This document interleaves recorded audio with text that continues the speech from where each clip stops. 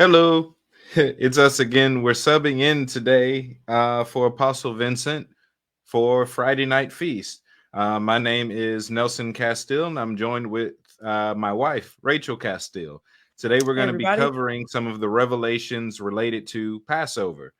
If you have questions, please leave them in the comment section down below.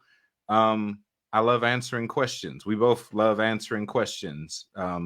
If you need us to elaborate on something a bit more that might help you, feel free to ask.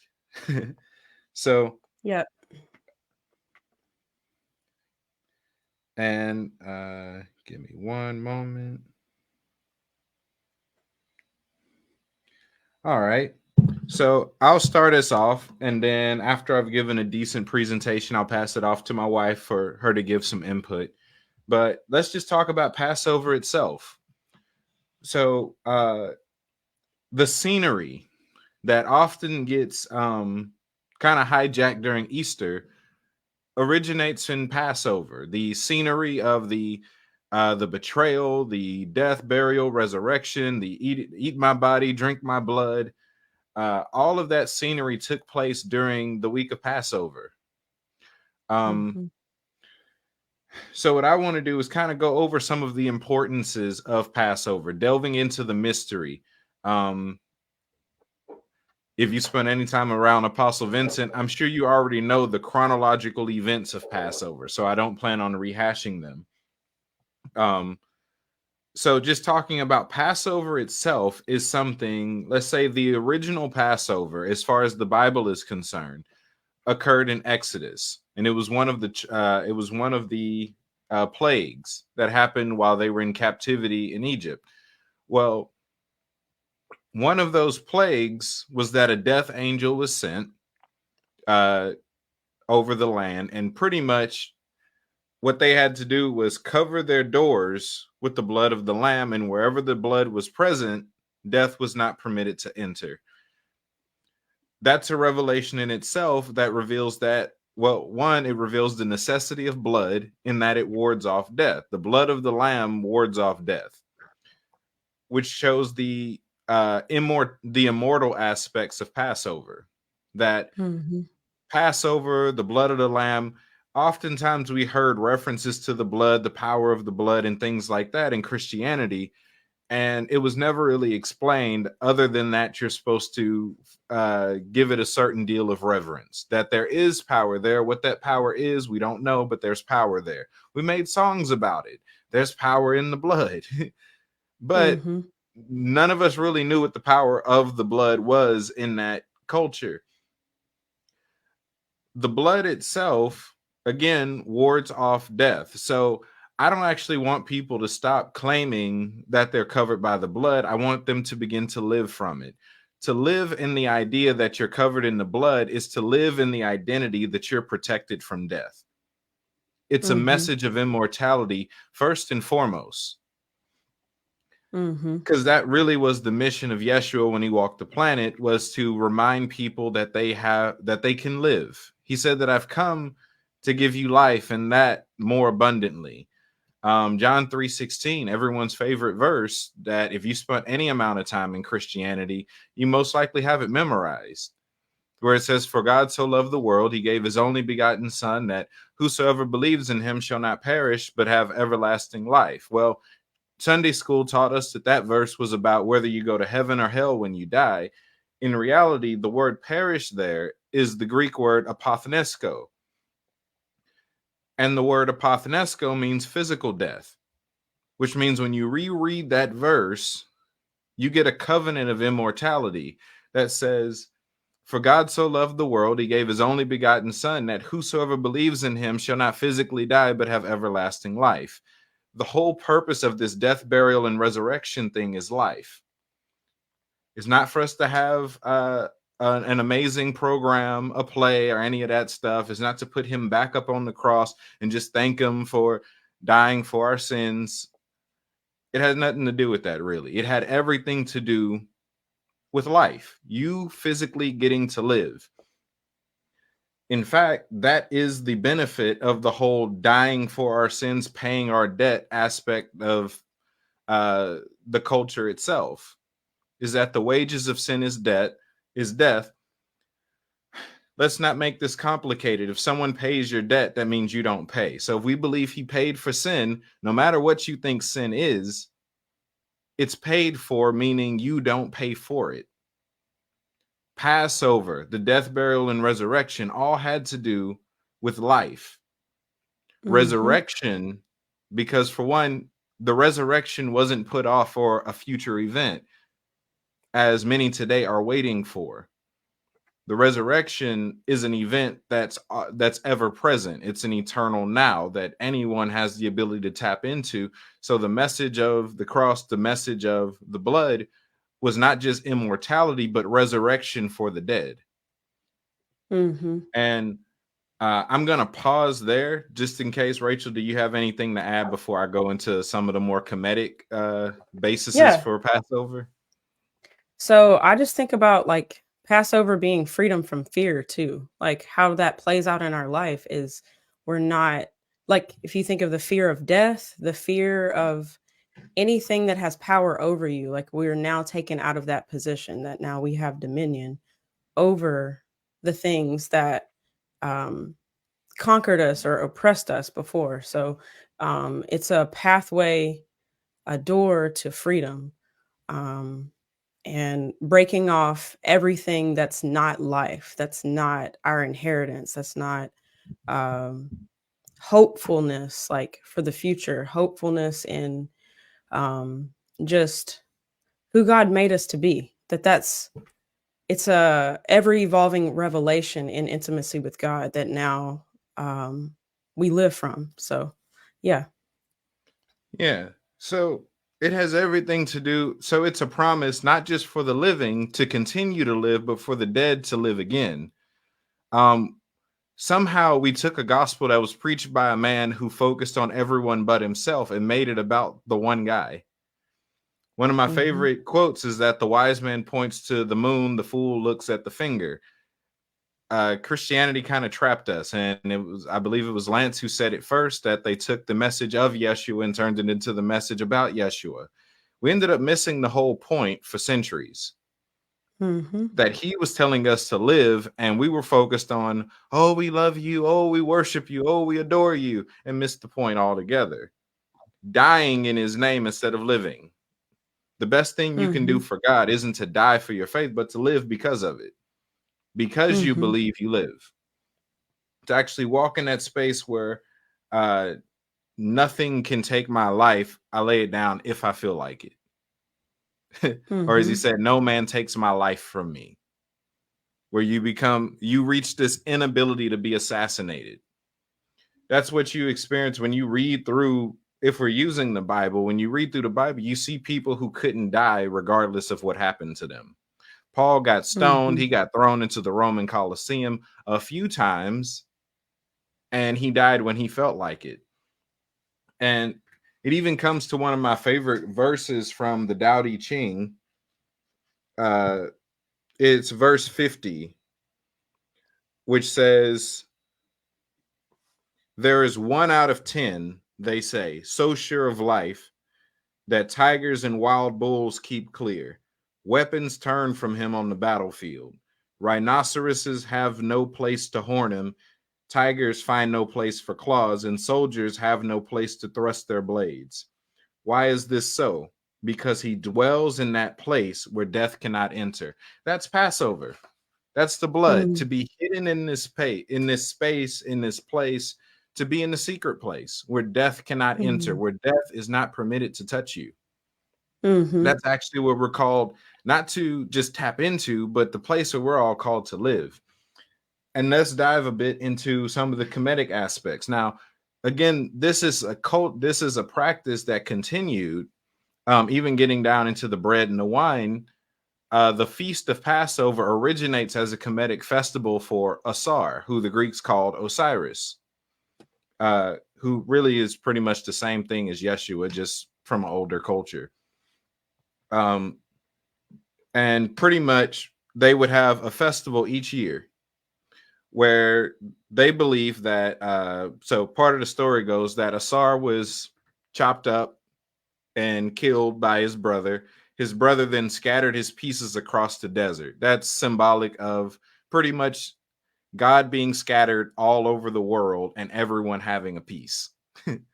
So what they would do in their community is they would all fellowship and have a mass fellowship, and they would pretty much they would bake bread. I've heard some say that it was pretty much just cornbread.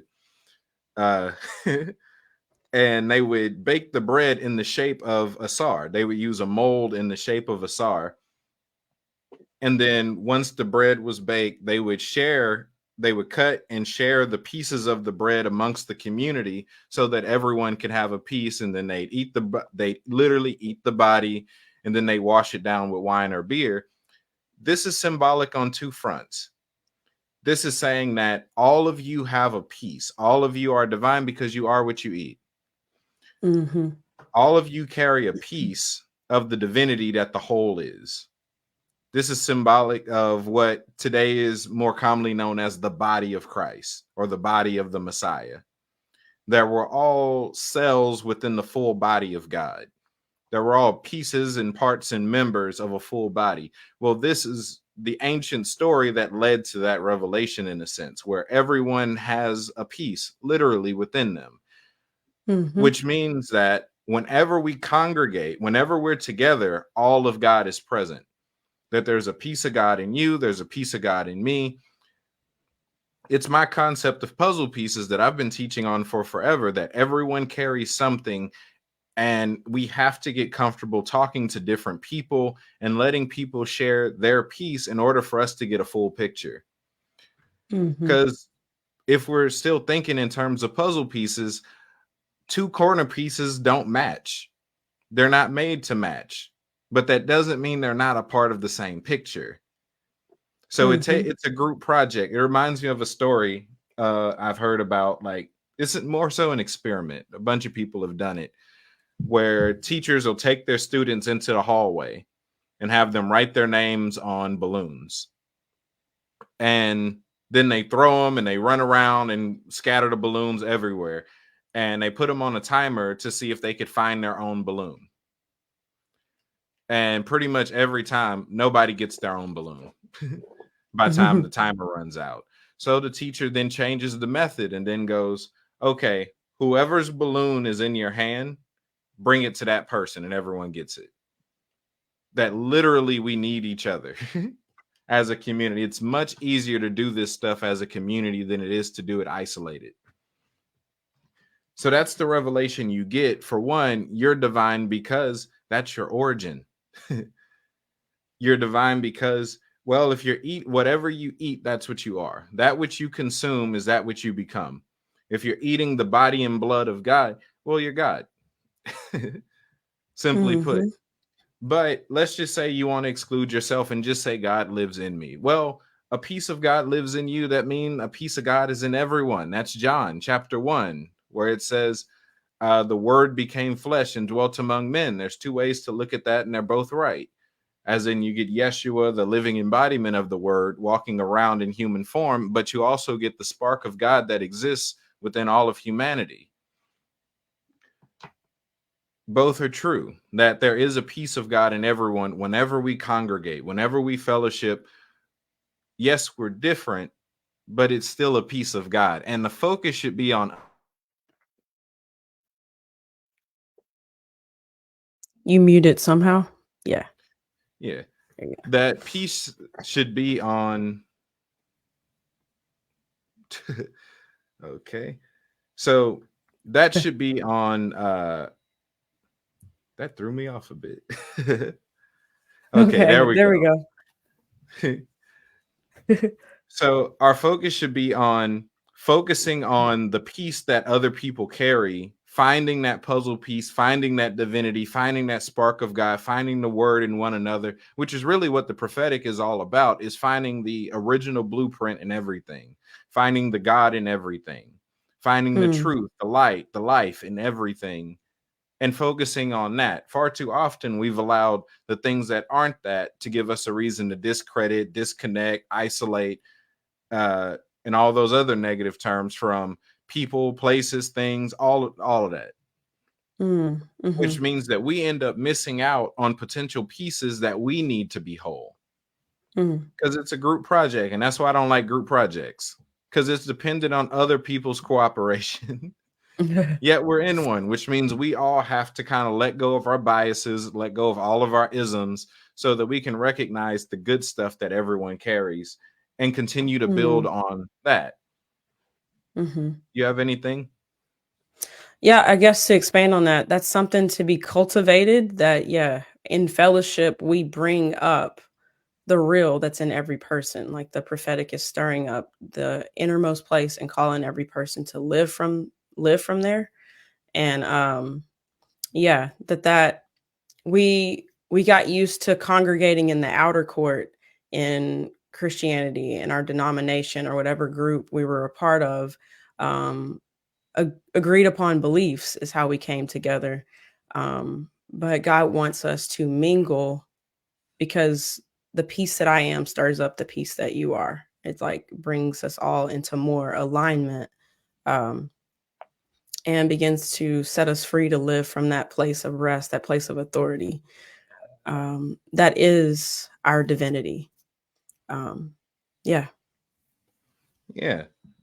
So even this ties into something I said a bit earlier when I said that Asar or Osiris is pretty much the same thing as Yeshua, just older. Well, we got to understand that Christianity just got on the planet. People were encountering God before 325 AD. The Hebrews, they're an ancient culture, but there's cultures that existed long before the Hebrews, which means God didn't start talking to people when the Hebrews got here. That as Mm-hmm. long as we believe people were on the planet, we can believe that God had been interacting with people. Now, the Bible itself gives a very linear narrative because it's trying to get a point across. It's focusing on one bloodline being passed along until we get to Yeshua. So that's its main Mm-hmm. focus. Mm-hmm. Uh, very few times does it break off into people who have nothing to do with that individual. Mm. But Um, I'll add this. Andre left a comment. He said Osiris is a form of Yeshua, question mark, yeah, from an that's what I older was to get culture. into. Yeah. Okay. Yeah. So you're dealing with the same spirit, the same entity introducing itself to another culture just before his name was Yeshua, which is a conversation me and Lance have talked about before, where Yeshua existed, or that there's an eternal son that existed long before that eternal son took physical form 2,000 years ago. That there's always been an eternal son, which we've always been a part of. It's the true identity of our placement. So that's one of the things that goes into puzzle pieces, is looking into other cultures and seeing if you can recognize who you already know. Not Mm-hmm. trying to force anything to fit, because puzzles don't work that way. But seeing Mm-hmm. has the person that I know ever visited over there? Do they know him too? Have I written off entire cultures? Because historically, the death, burial, and resurrection story, the oldest one is the story of Asar, where you have the one that's uh, killed, scattered, resurrected, and then comes to rule again. In fact, I've said this before. What's not Hebraic in the Bible is Kemetic or Egyptian. One of the sceneries that happens in the Bible that most scholars can't really wrap their heads around is why Yeshua specifically rode in on a donkey. That's not something that's Hebraic. That's actually a Kemetic archetype that actually has to do with Asar or Osiris, where the depiction is the donkey itself represents Satan in their culture. So it represents someone that already has dominion, which means that he went in already conquered for himself. He already defeated Satan before, at least for himself. What he was doing now was on the behalf of humanity, uh, which even gives a different picture where my enemy isn't just my footstool, it's my mode of transportation, it's my enemies, it's the conflicts in life that actually bring me where I need to be as far as fulfilling my destiny. But that's one of the Mm-hmm. aspects that you won't actually get out of the Hebraic because it's not a Hebraic concept. But I love the comments though. Please keep those coming. Yeah. So in that same flow of fellowship, I wanted to talk about something, and Rachel will have a lot to add in here, just as it pertains to personalities. But did you know that regular fellowship will actually keep you alive forever? That fellowship alone with the right people will keep Mm. you alive. So That's if we awesome. back out of spirituality and even soul-based sciences uh, and move into just the natural, one of the issues that comes up, or more so one of the topics that's come up forever, is where does the zodiac fit in the kingdom? Um, so what we get is this reminds me of one of my earliest experiences with messing up something I directly heard God say. Years ago, when I was first starting out, I asked God, I said, explain the zodiac to me. And what I heard back was, oh, there are principalities that rule over different areas of time and govern it. Well, at that time, I thought principality and demon meant the same thing. So I went around telling people that uh, there's 12 demons that rule over different aspects of time. And that wasn't what God said. So eventually I had to recant because I mistranslated something I clearly heard due to biases, right? But that still remains true, that you're dealing with forces that govern different aspects of time. So when we're dealing with the zodiac, what the Hebrews call the Mazaroth, you're dealing with pretty much this is the place where that stuff plays. That's the first impartation you receive upon entering the earth. That's the first Mm-hmm. impartation you receive, which gives you a little bit of a bias on a cosmological scale. On a cosmic scale, you have somewhat of a bias in that's the first impartation you receive.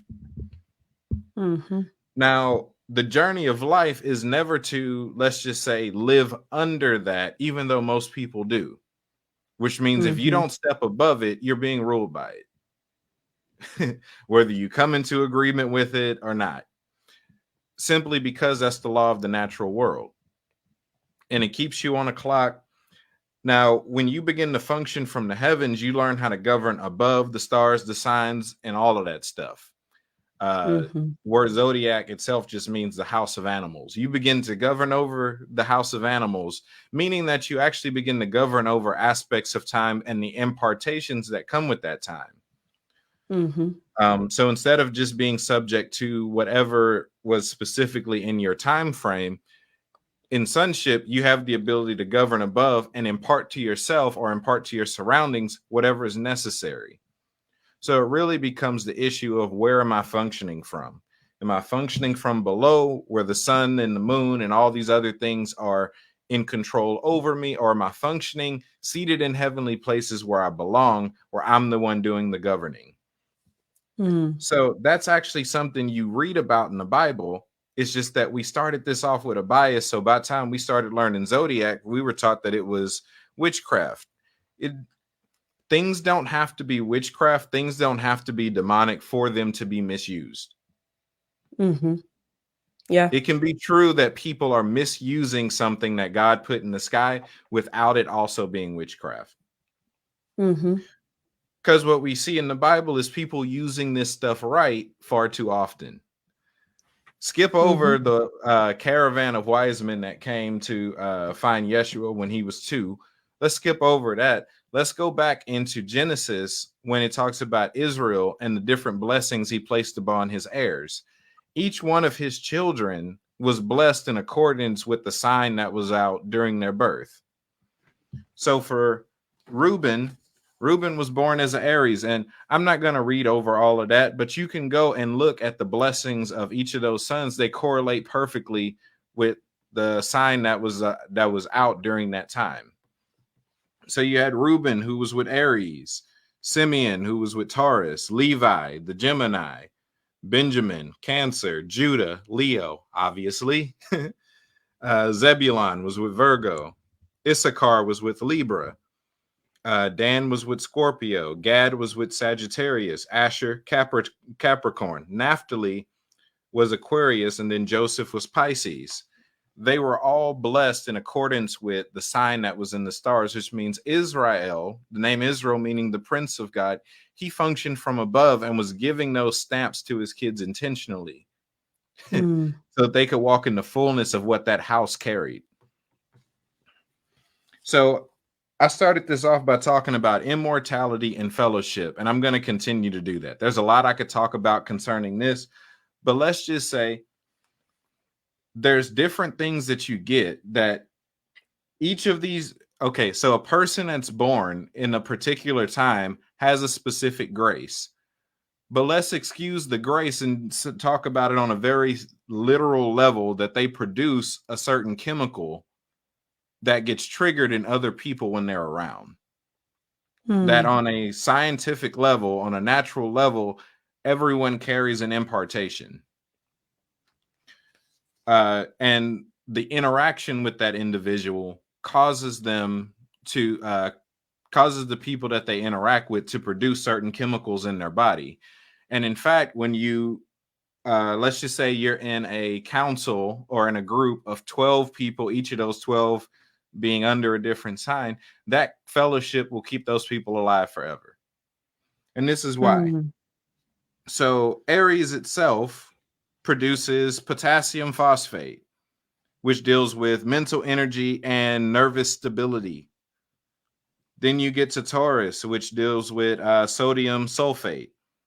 It's a blood builder and a purifier. Gemini produces potassium chloride, which eliminates mucus congestion and regenerates skin. Cancer is calcium fluoride. It builds bones and teeth, keeps skin and vessels elastic. Leo produces magnesium phosphate, which gives you energy and muscularity. Virgo produces potassium sulfate, which produces oils for the skin and hair, and it lubricates and cleans the other surfaces. Libra produces sodium phosphate, which soothes pain, overworked hearts, and balances the body systems. Scorpio produces calcium sulfate, which is a cleaner and an eliminator. It heals sores and wounds. Mm. So then you get to Sagittarius. It is an immunity builder. It builds hair, nails, and nerve sheaths. Mm. Capricorn, calcium phosphate, aids in digestion and assimilation, builds skeletal system, and tones muscle fibers. Aquarius, sodium chloride, regulates liquid flows and preserves new cells. And then the last one, being Pisces, produces iron phosphate, causes the vital. Hold up. Here we go. Causes the vital, magnetic, strong, poised, sensitive, and courageous aspects of a personality.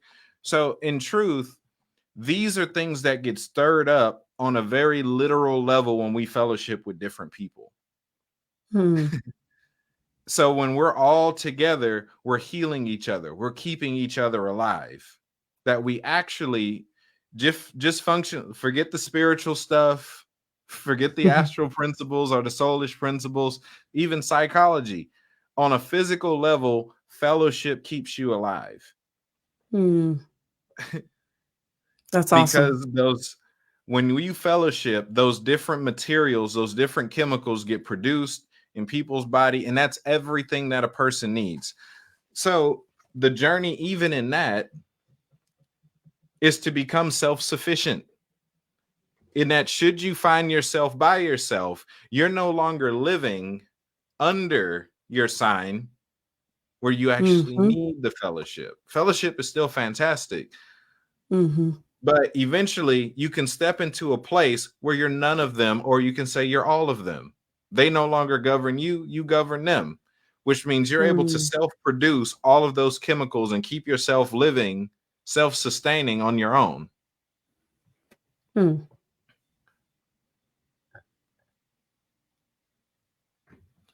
That's a good question. How did the zodiac signs end up called witchcraft if fathers allows it? Pretty much everything that was African or everything that wasn't a part of Roman culture got labeled witchcraft. And most of what we call witchcraft today still falls under that lens.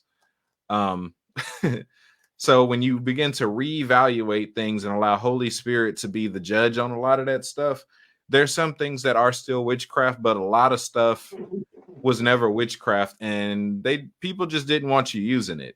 It's specifically, a lot of the specifics started exactly 100 years ago with the Rockefeller Foundation, Mm-hmm. where they began to demonize a lot of this stuff. But before then, it was common practice. It's like different groups majored in like really understanding the soul, understanding the body, and charting all of that out. And it's just awareness of an aspect of who you are. It doesn't, yeah, the more you understand how God made you, it doesn't negate God. It's, you're just studying the creation, which reveals the creator. And yeah, it's all connected.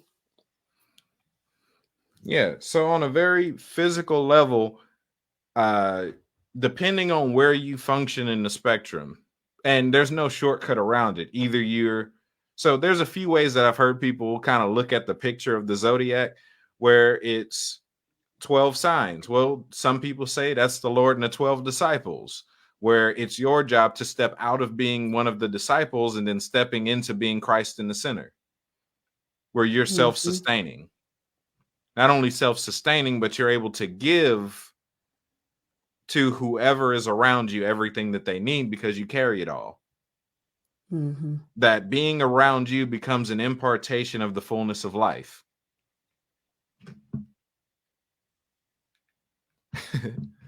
That just being in your presence is able to get other people to produce all those different chemicals in themselves.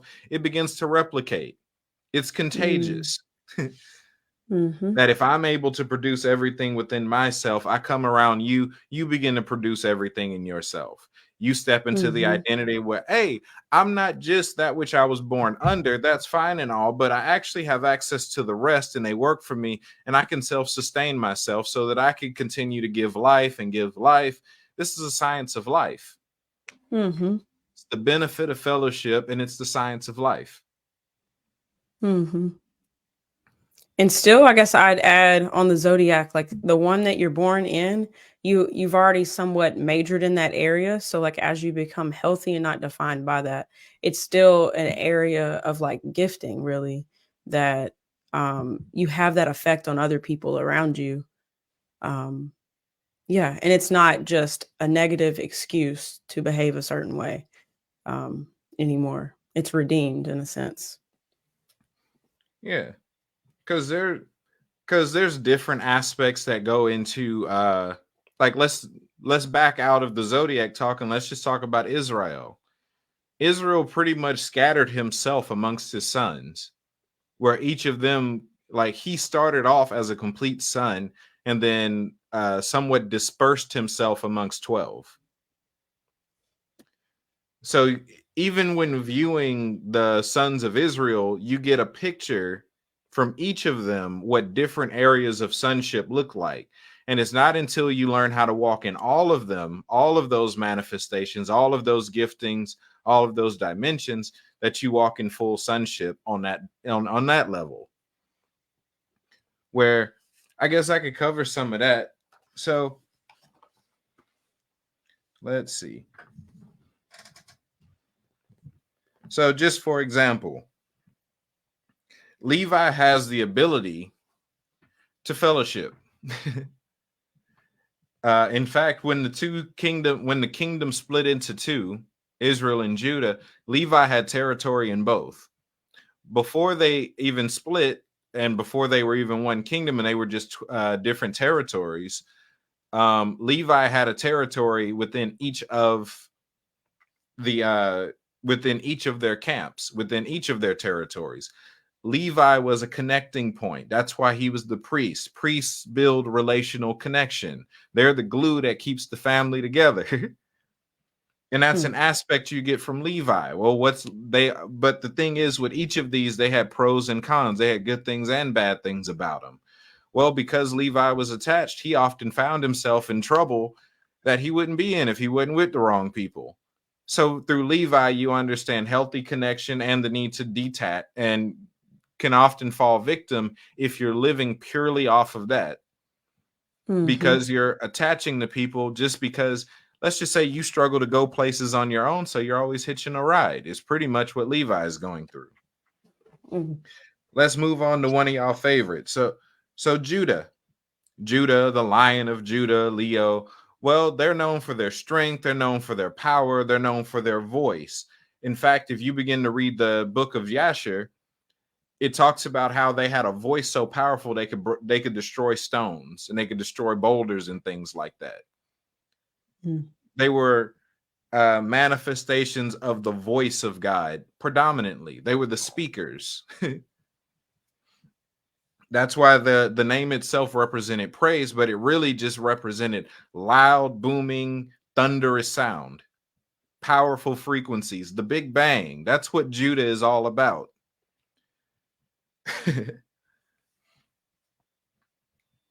Let's see. Issachar. Issachar is another favorite. He's known for his ability to see. I don't have my chart that have all the pros and cons on them, so I can't pull all of that off. So I'm going off the ones I can't remember right now. But Issachar, he's known for his ability to discern the times and the seasons. That's an ability that anyone can possess. But let's just say people who are born under Libras are a bit easier to walk in that manifestation. Libra itself is a picture of scales. It's balance. What was Issachar's blessings? He was a donkey that was tied down on both sides. Well, what's his issue? Issachar lazy. He'll see it and won't do nothing about it. He know exactly what time it is and won't move. Well, we got Zebulon, who he's often paired with. Zebulon knows where to go and don't know what time it is, which is why they work together. Issachar tells the time. Zebulon goes and makes merchant connections. One of the others. So let's see. You get Gad, who function in a dimension of rest, but he's the warrior. He's the fighter. Right? This is Captain America right here. Gad is Captain America. That's why they have him associated with the Sagittarius. It's the archer that doesn't miss his mark. If Gad is coming for you, ain't nothing you can do about it. You just well and came for at that point. Well, those were some of his benefits. Well, what was his issue? He had anger problems. So Gad's anger problems, that it was actually Gad that convinced the other brothers to get rid of Joseph. He the one that started. He got pissed off and said, let's get rid of him. It doesn't take away from the fact that he's a great warrior, but it was his plot. He got upset about it. That's my starting place. Yeah. But his benefit is victory. For the most part, if it's a fight going on, Gad gonna win. The only person that could kind of stand up to Gad is Dan or Benjamin. Benjamin is blessed with success. And that's a dangerous thing to be blessed with, which means whatever he tries to do, he's going to be good at it. If he going to do evil, he's going to be the best evildoer to ever touch the planet. If he going to do great, you have never met a better good person than a Benjamite. Paul himself was a Benjamite. When he was in evil, he was the worst evil than people ever encountered. But when he was doing good, he was the most potent good that you can get around. So the blessing of Benjamin itself is the ability to succeed. The failure of Benjamin is self-esteem. Is that it took Joseph to actually redeem Benjamin when he was outcasted. Joseph, he was one that was blessed Now, he was a favorite, by the way. He was blessed with administration, but not just administration, because that's not even his main gift. That's more so a role he was given. The blessing of Joseph was the ability to cross between dimensions physically. He was able to literally go to and fro in the heavens. When you talk about Jacob's ladder or Israel's ladder, that was fully manifested in Joseph, who was a living Smai Tawi. Smai Tawi is a Kemetic term that means pretty much bridging the two gaps, crossing between the two lands. Joseph himself, pay attention to the story, he functioned well with the Hebrews and the ancient Egyptians. He functioned just fine in both camps. So he deals with a certain aspect of duality where he's able to function on both fronts. Naphtali was blessed with the blessing of Aquarius. This is the time period we're in right now. We're in the age of Aquarius. It started in 2012, which is the age of Naphtali, which, if we're going by the Kemetic calendar, is the age of Ma'at, Hapi, and Asar. Asar, again, Yeshua is his age. Even going between the two ages, you go from Pisces, which is just two fish swimming in the water, to Aquarius, who's the water bearer. You're no longer a fish looking for a school to be a part of. You're learning how to outpour the things from above out into the world below. You're the one doing the pouring. You're the one doing the releasing. You're the one doing the imparting. It's you stepping into your impartation of immortality, of divinity, of your royal responsibility. This is the culmination of all that. This is Yeshua's whole age. 2,000 plus years of all of the manifestations of Yeshua coming to fulfillment. This is why you'll notice right now, throughout this time period, the personage of Yeshua has been the most argued about subject, because there's been a bunch of lies about who he was as a person. And what better time than his own age to uncover this stuff?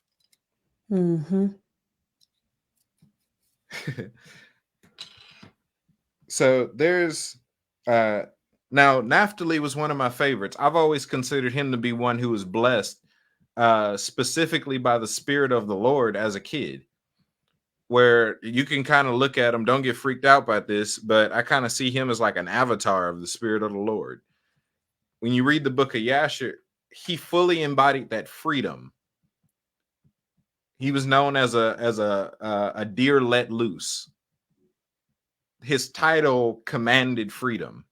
And when you look at the book of Yasher, it talks about how he was his body was so light, gravity wasn't even holding him that well.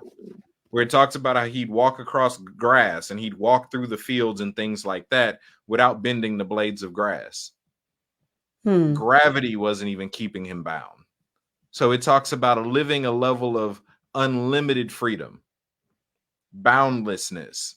And that's really the age. If there's ever been a time period where all measures of bondage have been getting attacked at the same time, it's right now.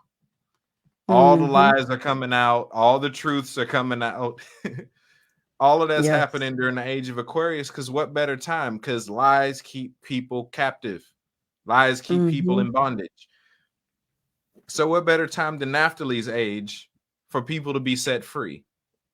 The only people freaking out right now are the people who are still functioning by crowd control. The people who still gain something by you being ignorant. That's the only people that are getting upset. That might be your favorite preacher. You might be the preacher. I don't know who watching this. But you're functioning out of the wrong age. Age of Pisces was all about, I ain't even going to talk about the age of Pisces because we're not in that age no more. But the point I wanted to drive home is that there's different manifestations associated with all of this. And the goal isn't even just to stop and get excited and be like, hey, this is the one I started with. That's fine. Master it, but you have access to the rest. That Dan himself, who's considered the only negative one who's kind of evil, Well, Dan was a master tactician. Dan was one of the best fighters. He just wasn't the strongest or the best warriors, but they still didn't want to fight with Dan. Dan, Gad, and Benjamin and Judah. Those four were the best fighters amongst the 12. Dan was called a serpent. He was a seer. He was a discerner. Nothing got past him.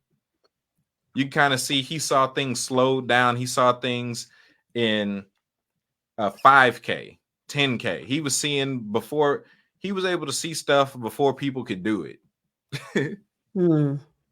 One of the best seers that ever walked the planet that we don't get much information on. It's just that he didn't necessarily do good things with what he was able to see. Now, when you begin to step in the fullness of your sonship, you get to walk in on let's just say on a physical level, all the blessings of all 12 zodiac. You're none of them. You're all of them. Ooh, that's a good question. Have we already had the age of Scorpio? Absolutely. And that's one of the things that gets kind of contentious, just because the narrative we have right now about humanity only being about 6,000 years old doesn't fit with the things that are still on the planet. For example, what we today know as the Sphinx in Egypt was created during the age of Leo, which happened well over 6,000 years ago. And if you begin to read ancient texts, such as, let's just say, the Emerald Tablets, it talks about things happening in different ages and people living throughout several ages. And if you even want to study some of the kings list, the Sumerian kings list or the Egyptian kings list, you'll see people that ruled for entire ages and sometimes several ages at a time. The Sumerian kings list has people that ruled for hundreds of thousands of years. No telling how long they actually lived, but their reign was hundreds of thousands or several thousand at a time. So yeah, we've been through cycles of this stuff several times over and over. Now, we just got into the age of Aquarius. The age after that is Capricorn, which I don't want to share too much. I only have so much time to explain myself, but let's just say that's the age of fullness, where you go from the age of battling factions to the age of a massive outpouring of immortality and royalty and divinity to an age of fullness. Now, the benefit is that because of the death, burial, and resurrection, Scorpio isn't actually a part of our time period anymore. When you step into that Christhood, when you step into your messiahship, Scorpio is actually no longer a part of your time clock. It gets replaced by Aquila, which is the eagle, which means there's no longer an appointed time for death. You're immortal now. You now have an appointed time for wisdom and appointed times to meet in the heavens. Appointed times to travel. You get a bunch of other things, but you don't get the sting of death anymore. It lost its sting.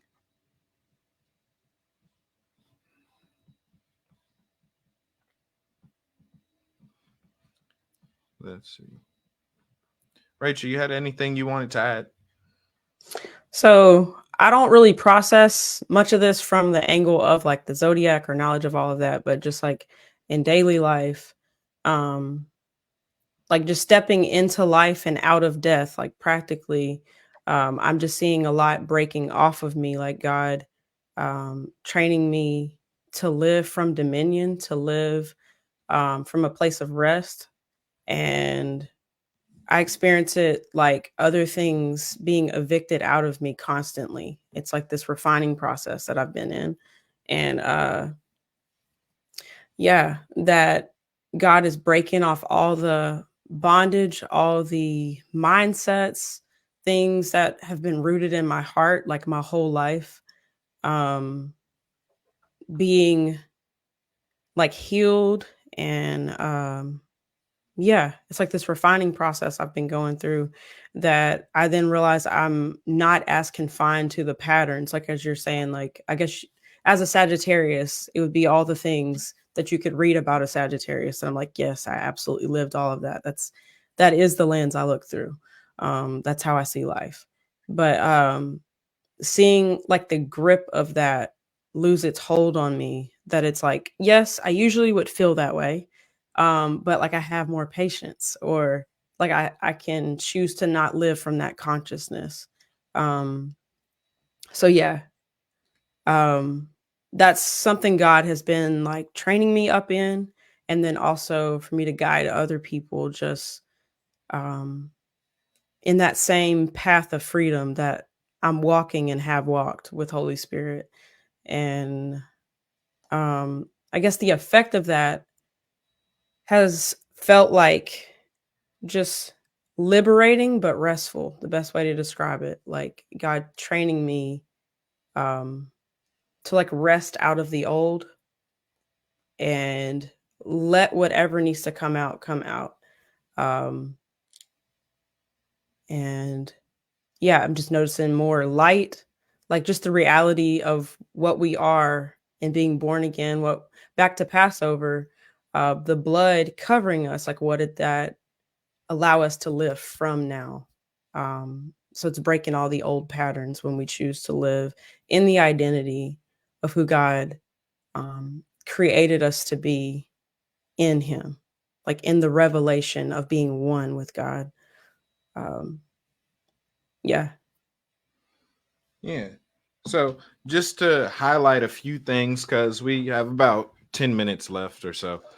Because this is still about Passover. I know I talked about the zodiac, but this is still about the revelation and some of the mysteries associated with Passover. You're made to live.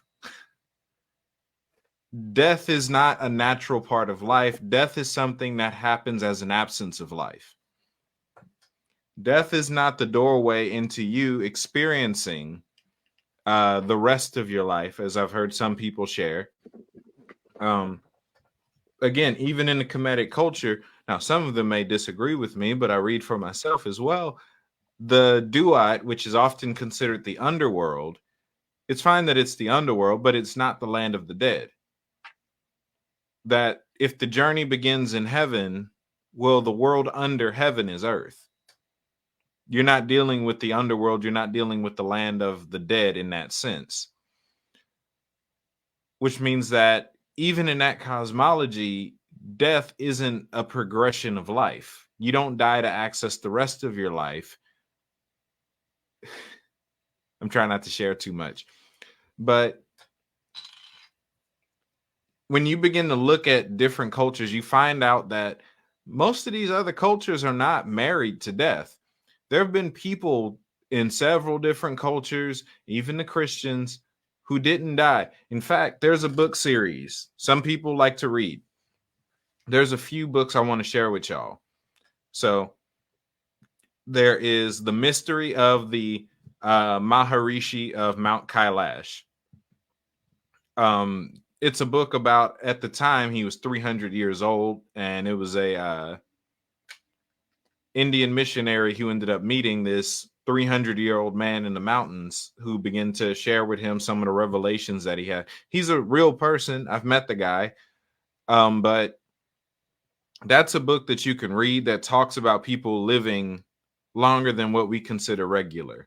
Another a series that I'd recommend you start to read. You could find the audiobook of it on YouTube for free.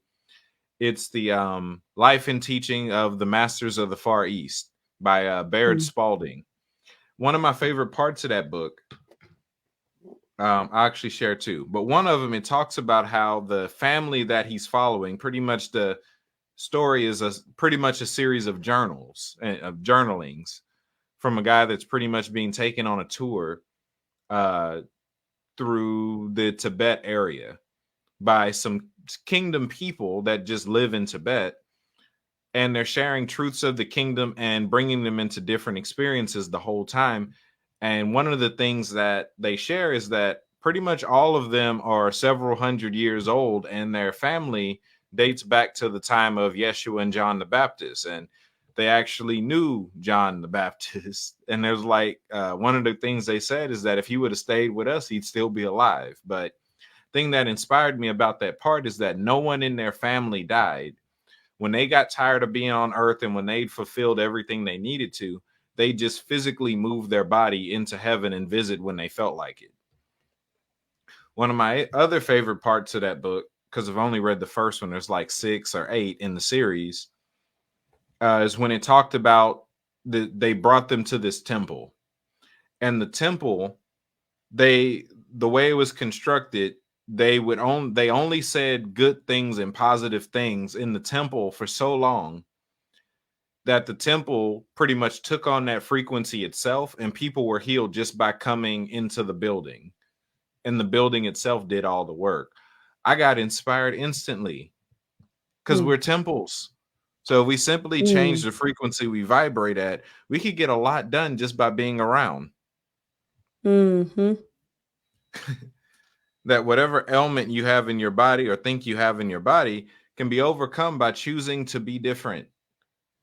People ask the question, how do I change my frequency? A quote that I've borrowed is that what you do frequently becomes your frequency. You change your habits, you'll change your frequency, and that'll change your life. You don't like your life, change your habits. But all of that has to do with life, being a place of life, being a city of refuge, being the place where death cannot enter. It becomes less about you protecting your own life and you realizing that you can be the barrier that protects people who don't get this from experiencing death. You become the stronghold that prevents death from entering areas. That's awesome. So yeah, we have a little bit of time left. Rachel, I'll pass it to you for closing thoughts. Okay. I guess just tying in some things that you brought up, like about fellowship and like what we walk in, how people benefit from that just by what we've like cultivated in our own walk or frequency, like you're saying. I just think that's really cool looking at like that we're all on a journey based on our desire and what we're wanting to grow in, like developing in areas, like real time in an area of like renewing our mind, renewing our heart, to believe for something that we want to exude. And then in our fellowship, that's what we give to others. Like, so we're all responsible for what we're becoming. And I also would add, like, just enjoy that process. Like, take time off. Like, when you think about being immortal, there's no impending death or something like I'm running out of time. Out of that whole consciousness, it's just what do I want to grow in? What do I want like in my character? What do I want my effect to be? What do I want in my presence? Like when people are around me, how big do I want my presence to be? And what effect does my presence have on other people? That's all our personal responsibilities to desire, to imagine, to go after, like what you seek you will find, what you ask for you will receive. So in relationship with God, in our divinity, we're walking in whatever aspect of divinity we want to cultivate and master and have dominion in. And I see it as like seasons that you walk through. I've experienced it as Holy Spirit, like laying out the path before me to get that kind of growth, like God being a coach to me. Like, okay, you want upper body strength? Well, this is the program for you. And I need you to show up on these days and do these things. I need you to talk to these people, and you'll feel the flow of the Spirit lead you into all those things. And then you can either show up for it or you can miss. And that's that working with God and the discipline of obedience. But it's staying true to what you said to God that you actually want. So it's like to walk in your higher calling, you're walking away from the habits, the lifestyles, the routines that you lived before, dictated by your own will in a sense. And yeah, as you're seeking the will of God, you begin to get vision of what that is. And then as your will comes in alignment with it, it's not like uh, a strain that like, I want to do this, but God wants me to do this. It's like the more you see what God wants and the more you align with it really in your heart, like that actual surrender to the timing, to the flow, you begin to walk in the flow of the spirit and you see how uh, maybe more efficient, I could say, that God actually is. Like God plans a better path than me, than my old instincts, basically. And yeah, but that's been the journey for me of like beginning to dream again with God, beginning um to go in and listen for what must be birthed in me, like what's actually deposited in me that I need to bring forth. And the more you lean into that, your life begins to be redesigned around those things slowly, like in prayer and in desire.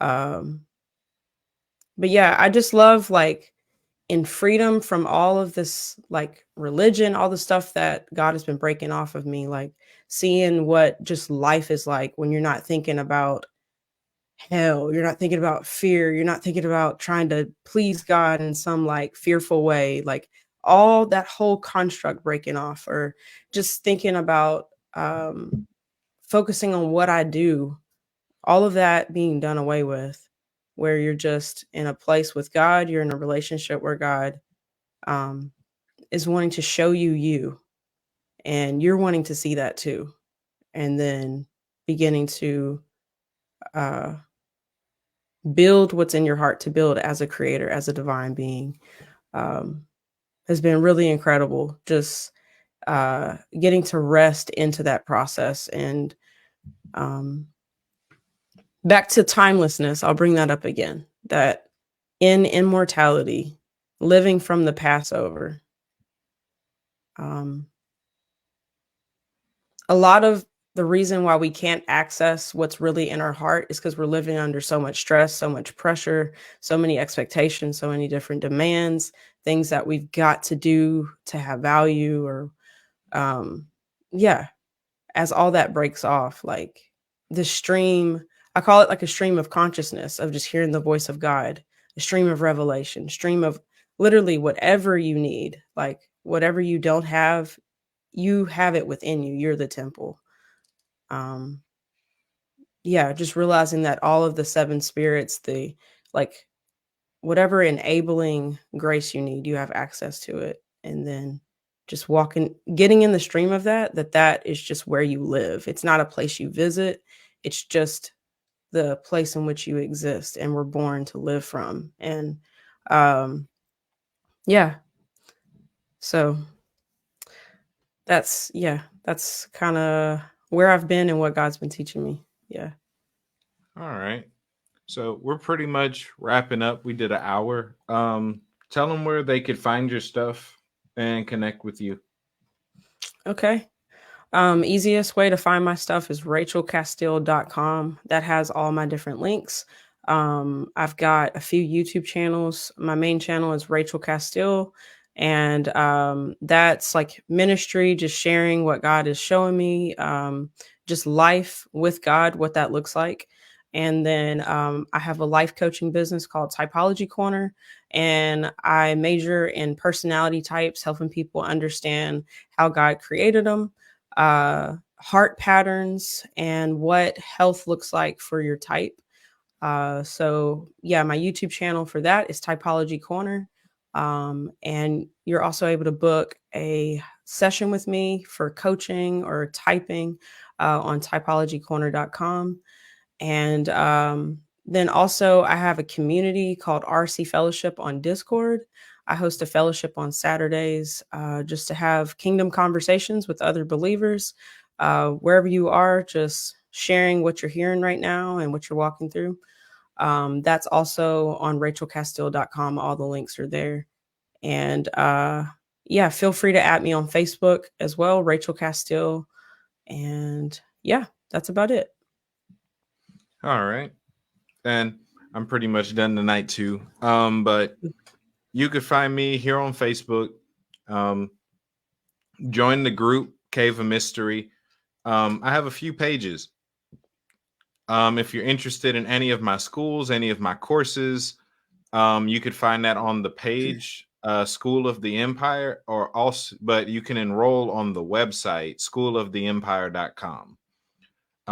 Right now, I have a School of the Prophets 1-day training coming up May 7th,